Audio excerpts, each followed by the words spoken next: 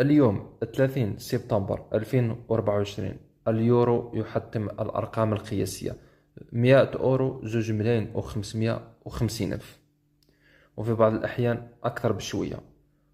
وكي تروح باش تشري ما تلقاش لا كونتيتي اللي تحب تشريها، يعني غير حاجة خفيفة برك. وش هي الأسباب اللي خلات ارتفاع اليورو بالسعر هذا الجنون؟ يعني في أسبوع ارتفع أكثر من 120 ولا 130 ألف، يعني مش 10,000 ولا 20,000. هل هو بسبب التضخم الاقتصاد الجزائري؟ هل بسبب قانون العرض والطلب، يعني أكثر عليه الطلب ارتفع بهذا السعر، ولا أسباب وحدة أخرى؟ وش هي الحلول اللي تخلي الأورو يعاود يهبط ويرجع لمكانته القديمة؟ ويعني في هذا الارتفاع، يعني اليوم في 2024 لازم نتحدثوا على مكاتب الصرف وضرورة المكاتب الصرف، هي اللي حتحل علينا الأزمة هذه. مهم.